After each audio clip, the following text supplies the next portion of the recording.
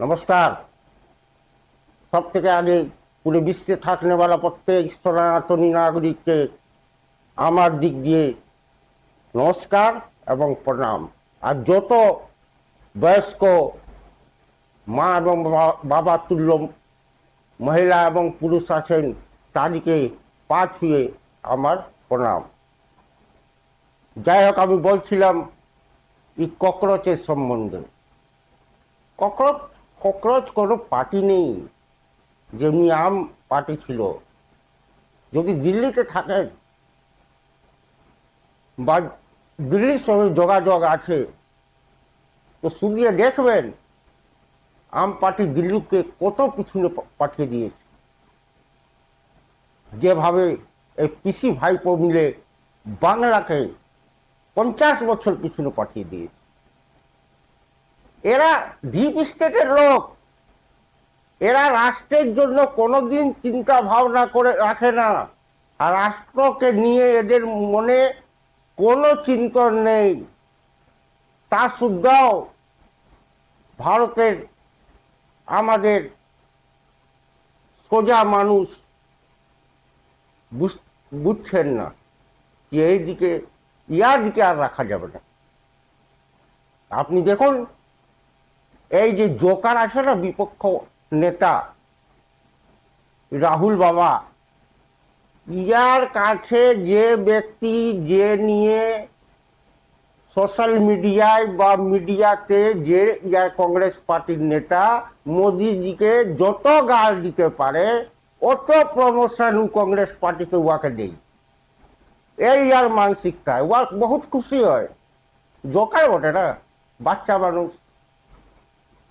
ও ভাবে মোদিজিকে যত নোংরা গাল আমি দিতে পারি, আমার লোককে দিয়ে দিয়াতে পারি, অতই ওকে আনন্দ পাওয়া যায়। খুব নাচে ঘরেও, ও হবে দেশের প্রধানমন্ত্রী।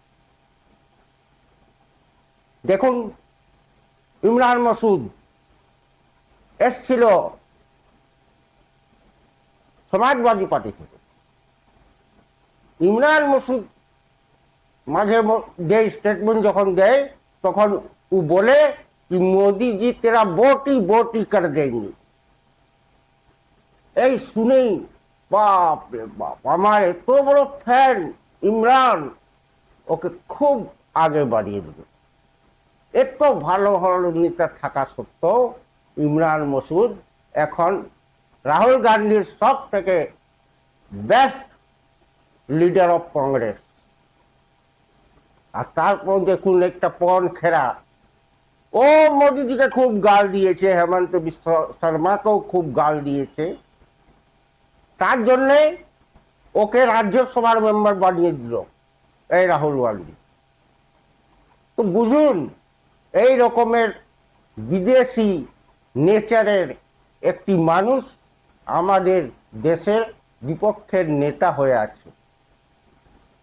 এইভাবে এই রকমের বিদেশি লোক যদি ভারতের লোকসভার মধ্যে ঢুকে থাকে তো ভারতকে আগে বাড়াতে কত কষ্ট হচ্ছে মাননীয় মোদিজি এন্ড টিমকে, এটা আপনি ভালো করে বুঝুন।